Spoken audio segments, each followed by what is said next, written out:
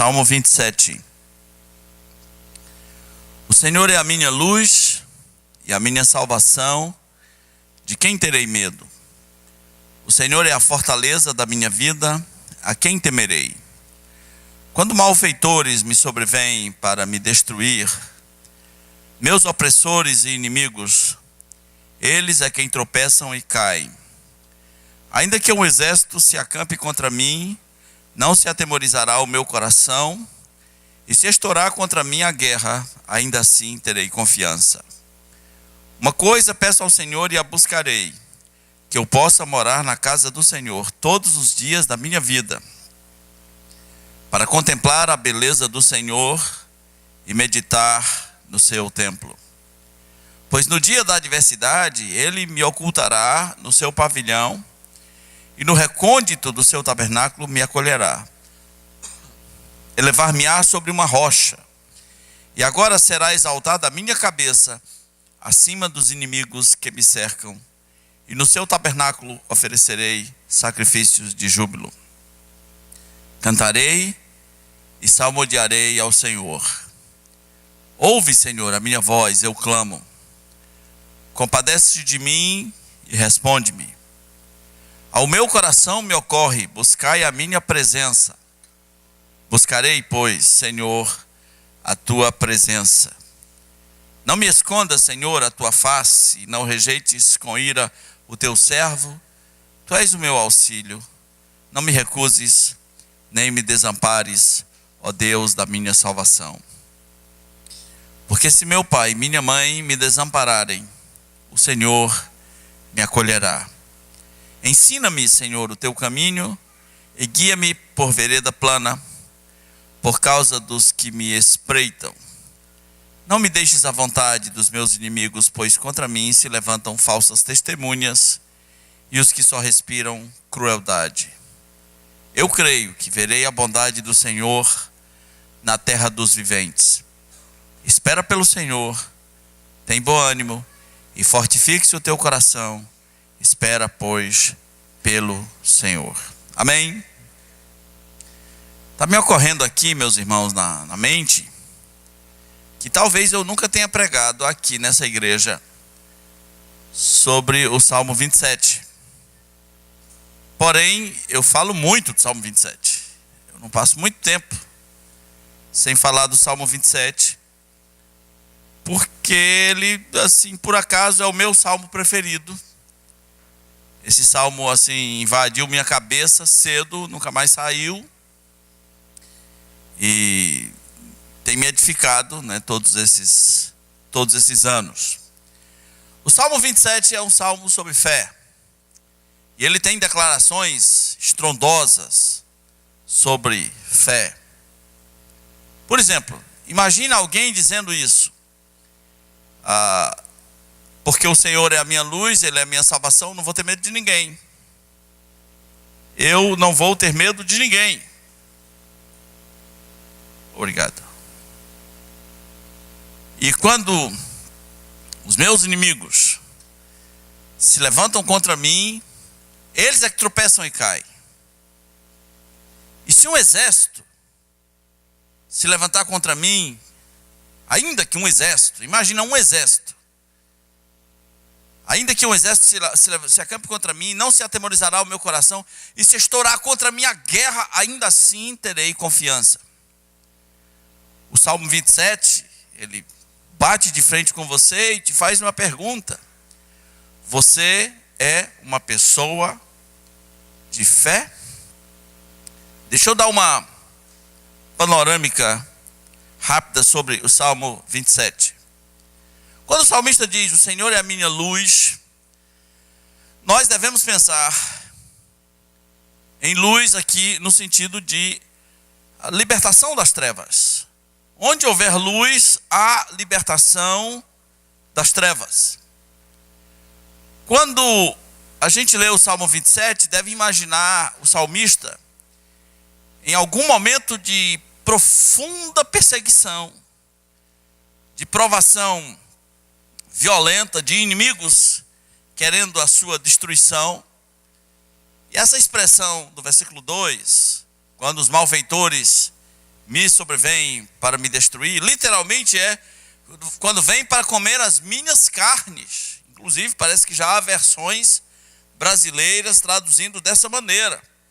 Quando eles vêm comer as minhas carnes, Davi já imaginava os seus inimigos como animais ferozes, querendo a sua destruição. Quando o Salmo 27 diz que Davi queria morar na casa do Senhor para contemplar a beleza do Senhor, a gente não pensa muito sobre essas coisas, né? Sobre essas coisas invisíveis. Contemplar a beleza do Senhor. Essa é a natureza de Deus. Isso é como Deus é. Deus é belo na sua natureza. E alguma coisa compelia Davi para buscar a contemplação dessa beleza. O Salmo termina dizendo, aliás, exortando a todos nós a esperarmos pelo Senhor. O que é esperar? Esperar, no contexto bíblico, é ter esperança. Com expectativas positivas. Tenha esperança no Senhor. Muitas pessoas já perderam a esperança. Agora, se olharmos essas declarações estrondosas, vamos notar uma certa frieza na mente do salmista. Houve gente no Velho Testamento que experimentou exatamente esse tipo de realidade, como por exemplo o profeta Eliseu, e foi real para ele. Se um exército se acampar contra mim, meu coração não vai se atemorizar.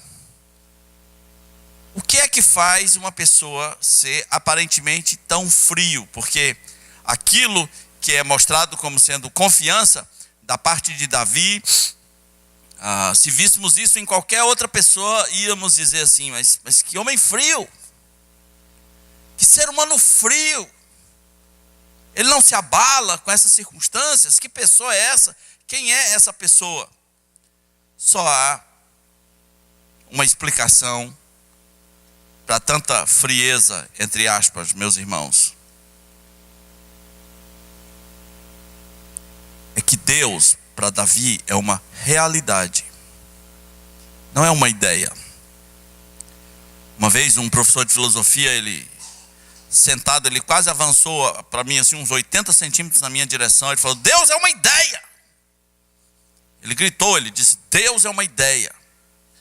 Então, para muita gente, Deus é apenas uma ideia.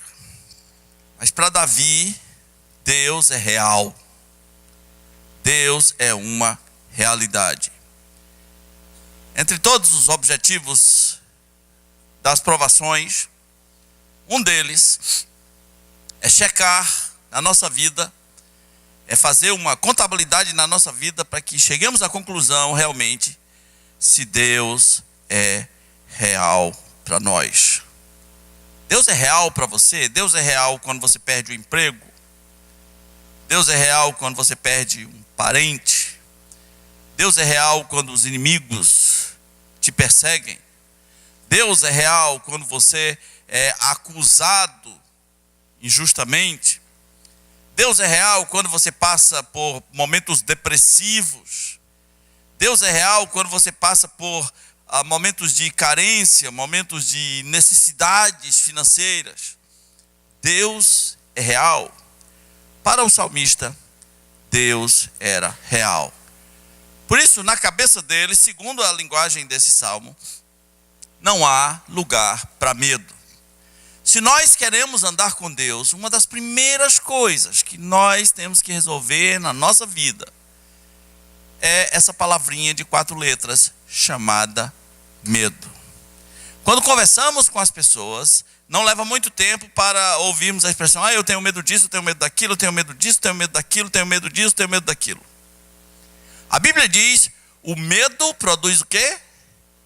Tormento. Todo medo não resolvido é um tormento. Enquanto você estiver nessa vida, vai ser atormentado por este medo. Por que eu tenho que querer isso? Por que eu tenho que desejar ser atormentado? No mesmo texto lá de 1 João capítulo 4, que a Bíblia diz que Deus é amor, e diz que aquele que teme não é aperfeiçoado no amor. No amor não existe medo. Antes, o verdadeiro amor lança fora todo o medo. Eu não estou falando daqueles medos preventivos. Você perguntar assim, você tem medo de eletricidade? Ou, né? Você tem medo de atravessar a rua em que carros passam em alta velocidade? Eu não estou falando desses medos. Eu estou falando em medos que não deviam estar lá. Ora bolas, se Deus é real para o salmista, como ele mesmo disse, problema dos meus inimigos. Como é que os medos viram monstros? Tem uma realidade na nossa cultura, meus irmãos, terrível, que é a produção de medo. E muitas vezes, a produção de medos familiares. Às vezes, a família é a maior escola de medo que existe. E todo mundo devia haver um ritual de passagem na humanidade. Devia haver um ritual na igreja, assim, o dia da libertação dos medos familiares. Seria um dia onde você diria assim, eu rejeito todos os medos que me foram colocados na cabeça. Conviver com pessoas medrosas pode ser extremamente prejudicial. Eu devo ser uma aberração da natureza. Eu convivi com pessoas medrosas. Minha mãe, por exemplo, decidiu nunca mais viajar de trem. E por quê? Porque um belo dia, no trem, uma briga dos diabos dentro do trem. Você faz ideia do que é uma briga dentro do trem? Então minha mãe fez um voto, de trem, nunca mais. Aí eu voltei lá, minha irmã está indo na mesma escola, já está fazendo doutorado, né? Já não quer viajar, já está com essas ondas. Eu devo ser do outro planeta, né? Eu devo ser um ET. Graças a Deus, eu não fui contaminado. Comecei a viajar de trem muito cedo. Já na adolescência, cedo. Viajando de trem. Muito, gostava de viajar de trem. Me dei mal algumas vezes, porque eu tenho um sono muito pesado viajando. Então, às vezes, eu passava da estação e era um problema muito sério. Mas, às vezes, família pode ser um grande produtor de medo. Eu conheço homens já aí entre os 30 e os 40, com atitudes maníacas depressivas, porque foram criados num ambiente cruel de medo. Quais são as histórias de medo que a sua família incutiu e quais deles foram absorvidos por você? Não é estranho que às vezes a gente vai tendo os mesmos medos que as mães tinham e que os pais tinham. E às vezes vamos ser atormentados pelo resto da vida. Uma vez fui visitar uma família. O rapaz já era 30 anos. E ele estava com depressão e por alguma razão não tomava banho. E criou uma mania de lavar compulsivamente as mãos, só as mãos, passava o dia lavando as mãos, lavar a mão. E eu fui checar como é que era o ambiente familiar. Entre as coisas mais estranhas que eu ouvi naquela casa, estava o fato de quando esse rapaz, na época era jovem, ele ia sair de moto e a mãe dele dizia assim, cuidado com o estuprador, meu filho. Você faz ideia para você dizer para um homem adulto, meu filho, cuidado com... um sufocamento de medo. Isso não pode terminar em nada bom. Muitas crianças aqui na Amazônia foram criadas ouvindo histórias de cobra grande o tempo todo. Imagina, teve gente que contava para o menino dormir Branca de Neve e os 7 anões. E sua mãe contava para você o que é a sucuri engolindo um homem. Isso para dormir. Como é que vai dormir? Né? A sucuri que existe debaixo da igreja católica, lá do bairro 15. A cobra grande que tem em Tarauacá, que engoliu 2 homens de uma vez. Você pode não acreditar, mas isso tem um poder desgraçado. Uma das piores coisas que podemos experimentar na vida é uma mãe medrosa. Pode ser um pai, mas uma mãe tem muito poder. Uma mãe medrosa, meus irmãos, aquela que vai ver se fechou o ferrolho da porta 40 vezes na mesma noite, ela vai conferir. Você não fica normal se você se render a este processo. Olha a história que eu vou contar, só para você entender o poder de uma mãe medrosa. Eu conheci um rapaz na fundação, ele estava com problemas respiratórios, e o seu coração estava acelerando, e ele achava que tinha asma e tudo mais. E eu falei assim para ele: experimenta a natação, é uma bênção. Natação é maravilhoso para asma. Ele falou: não posso. Não posso, porque é o seguinte, porque se eu entrar na piscina e a água der na cintura, eu passo mal. Entenda o raciocínio. Entrou na piscina, a água deu na cintura, para ele já afogou, né? E quando ele me falou isso, eu disse: eu sei tudo sobre a sua mãe. E comecei a contar como era a mãe dele. Das histórias mais esquisitas que eu já presenciei sobre medo, foi o dia que um irmão dessa igreja levou um rapaz na minha casa, e esse rapaz começou a contar como ele estava se sentindo estranho, e me contou uma história esquisitíssima. Disse que um certo dia, lendo um jornal, viu uma foto de um criminoso velho. E por alguma razão ele achou que estava apaixonado por aquele criminoso velho. Ali, na lata. Um criminoso famoso. Não vou dizer o nome. Por alguma razão ele achou que estava... Rapaz jovem, casado, cristão. Quase surta. E quando ele me contou isso na presença de um irmão aqui, eu falei: eu sei tudo sobre a sua mãe. Eu vou começar a dizer como é a sua mãe. Meus irmãos, minhas irmãs, que tipo de medo nós colocamos nas crianças? Que tipo de seres humanos nós estamos criando? O medo produz tormento. Eu não sei como era a mãe de Davi, mas ele não tinha lugar para medo na sua vida. Quais são os seus medos? Os medos podem ser muitos, vai de cobra grande até medo de avião. Eu lhe pergunto, o que é que ele pode fazer um avião? Absolutamente nada. Está tudo na sua mente. O que um avião pode lhe fazer, está tudo na sua mente.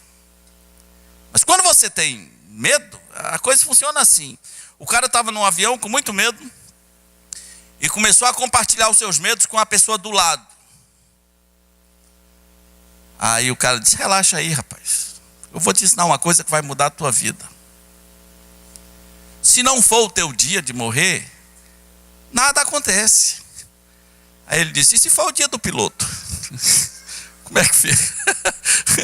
Se for... Então, o medo é criativo. A desgraça é criativa. Uma pessoa me disse que não atravessava a balsa Rio-Niterói porque tinha medo. Tinha medo da balsa. Eu disse: minha irmã, você faz ideia quantas vezes por dia aquela balsa vai e volta? Eu já atravessei naquela balsa. Parece que eu estava num calçamento. Você faz ideia de quantas vezes por dia? Aquele negócio é gigantesco. Faz ideia quantas vezes por dia, quantos milhares de pessoas por ano atravessam ali e nunca acontece nada. Mas você jogou pedra na cruz, porque no dia que você entrar vai acontecer. Acredite no que eu vou dizer. A pessoa olhou para mim e falou assim: e se um avião cair em cima dela? E eu pensei: eu não posso com o medroso. Ele é mais forte do que eu. Eu não posso. O medo é criativo. A desgraça é criativa. Ela sempre encontra um jeito de piorar. Quais são os seus medos? Você tem medo de elevador? Tem medo de alma. Eu conheço ateu com medo de alma. Não faz sentido. Ateu é materialista. Como é que o cara pode ter medo de alma? Você tem medo de escuro? Já presenciei gente, e é real na cabeça dela: se apagar a luz, falta o ar. Presta atenção. Se apagar a luz, falta o ar. E não há nenhuma relação entre uma coisa e outra. É tudo aqui. Não, eu fico sufocado. Há muito tempo eu criei esse termo para identificar pessoas que são de um certo time, que é o Sufocados Futebol Clube, né? Todo lugar tem alguém: eu fico sufocado. Fica nada. Sua mente lhe sufoca. A formação que você teve lhe sufoca. Suas crenças lhe sufocam. E por mais que essas coisas sejam coisinhas psicológicas, nós devemos colocar elas na balança à luz do que a Bíblia nos ensina sobre pessoas para quem Deus é real. O salmista está dizendo assim: olha, estourou um exército. Imagina Davi dormindo na caverna e alguém acordando ele: Davi, tem um exército aí. E ele ia dizer: bom, e daí? E daí? Davi, os teus inimigos se levantaram contra ti. Problema deles. A mente humana, meus irmãos, ela é muito criativa para o mal, e algumas coisas, algumas vezes, quando entram lá, não saem e vão virando monstros com raízes. Deus disse no livro do profeta Isaías que na confiança e no descanso está a vossa paz, mas vós não quisestes. Davi quis. Deus, para ele, é uma realidade. O Salmo 27 é cheio de coisas assim, estrondosas. Por exemplo, tem essa outra: eu pedi uma coisa ao Senhor. O que ele pediu ao Senhor? O que ele pediu? Ele pediu o quê, vocês outros? O que ele pediu? Salmo 27, está na sua Bíblia. Ele pediu o quê? Morar na casa do Senhor. Gente, isso não é pedido de gente normal. Ou é? Nem beata católica pensa assim, né? Isso não é pedido normal. Não, eu peço uma coisa ao Senhor: que eu possa morar na casa do Senhor. Pergunta: por que esse pedido? Por que ele queria morar na casa do Senhor? Vamos imaginar, vamos pensar o que era a casa do Senhor nos dias de Davi. Não era ainda o templo de Salomão. Não era aquele templo salomônico, pomposo. Não era. A casa do Senhor era como o tabernáculo do deserto, né?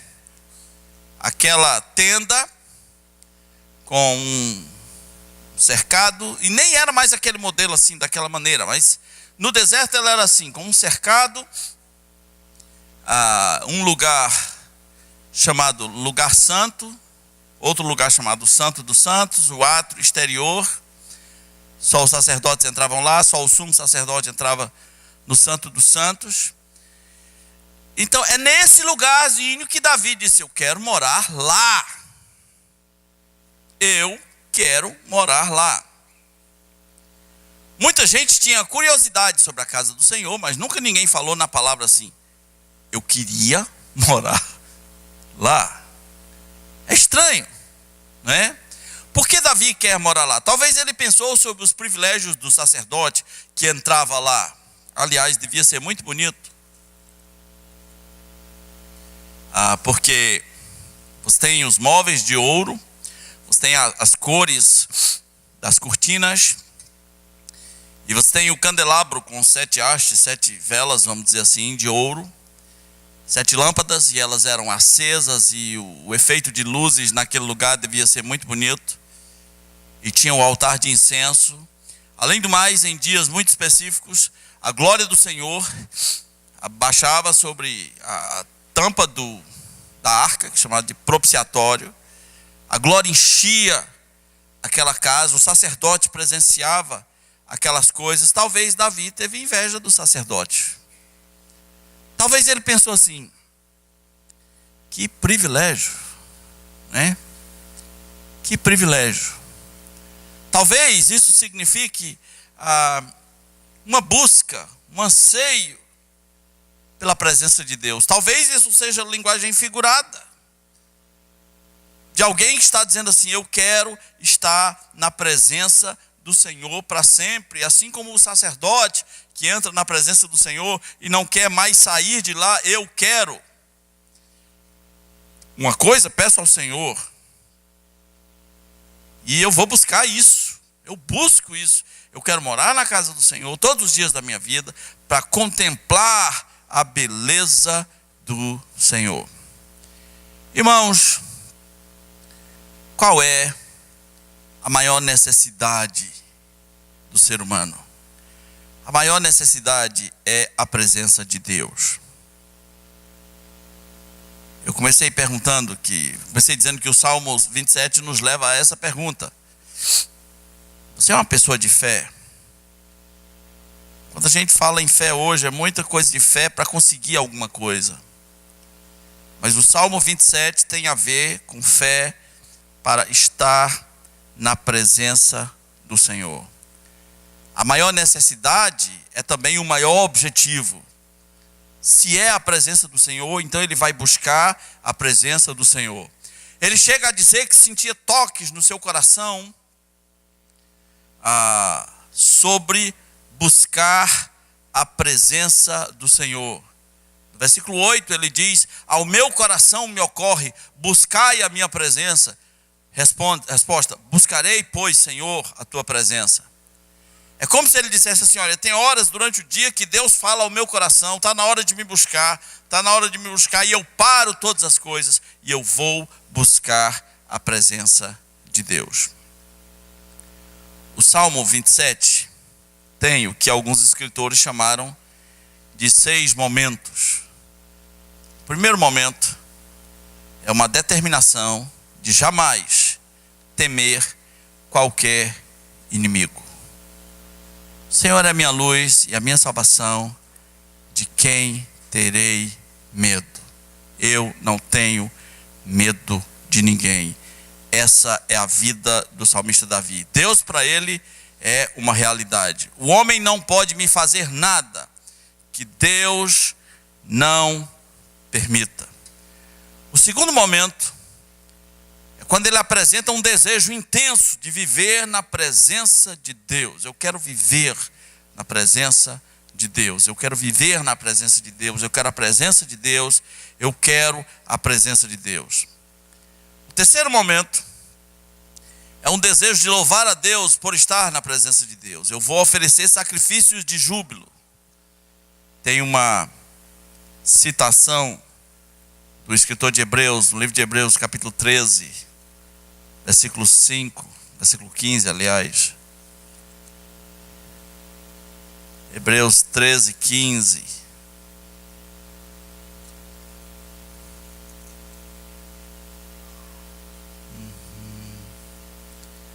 Que diz assim: por meio de Jesus Cristo, por meio de Jesus, ofereçamos a Deus sempre sacrifícios de louvor, que é o fruto dos lábios que confessam o seu nome. Davi chamou de sacrifícios de júbilo. Um quarto momento é quando ele faz orações para continuar na presença de Deus. Ele não só quer a presença de Deus, mas ele quer continuar na presença de Deus. Os versículos de 7 a 10 deixam isso bem claro. Inclusive as tragédias. Quando eu ouvi o Salmo 27 pela primeira vez, memorizei de pronto o versículo 10. Porque se meu pai e minha mãe me desampararem, o Senhor me acolherá. É isso que Davi está pensando. Ele quer ficar na presença de Deus apesar das circunstâncias. Um quinto momento, ele quer permanecer na fé também nos momentos difíceis. Ele não quer perder a sua fé. Leia o Salmo 27, veja quantas declarações de fé temos aí. E o sexto momento é quando ele usa o Salmo para nos exortar. Versículo 14, que diz: Espera pelo Senhor. Espera. Tem bom ânimo. Fortifique-se o teu coração. Espera, pois, pelo Senhor. Eu disse no começo que esperar no contexto bíblico é ter esperança.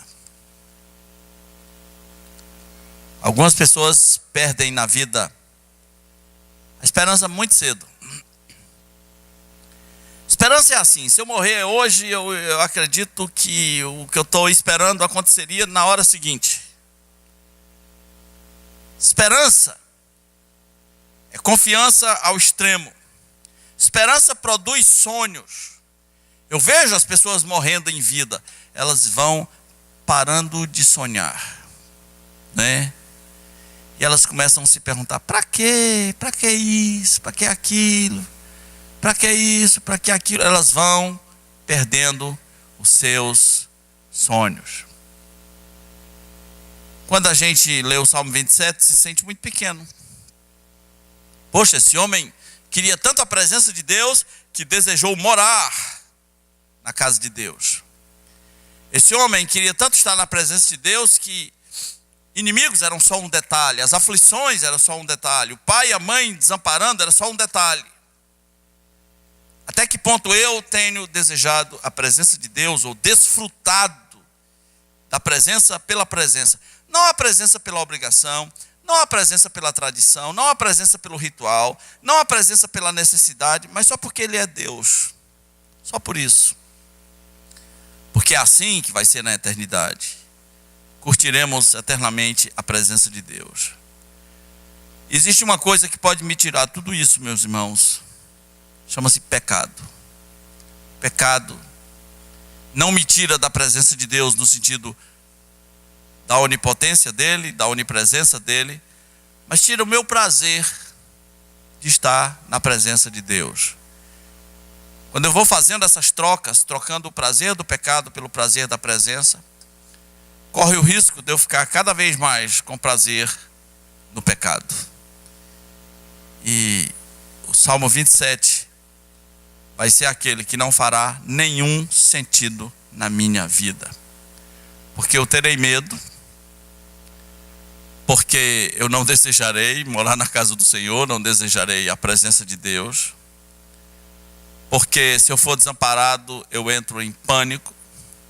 Porque não receberei mais os toques do Senhor, pelo calejamento do pecado, para não estar na sua presença. O pecado pode roubar o Salmo 27 de mim. Que Deus nos livre disso e nos faça voltar somente à sua presença. Amém? Nosso Deus, o Senhor é a nossa luz, o Senhor é a nossa salvação, mas nem sempre isso é expressado em nós como um estilo de vida.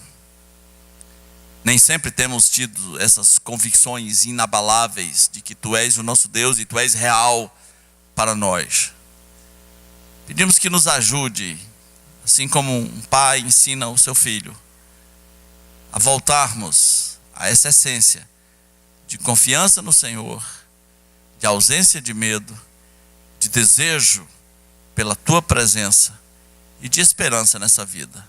Pedimos em nome de Jesus. Amém.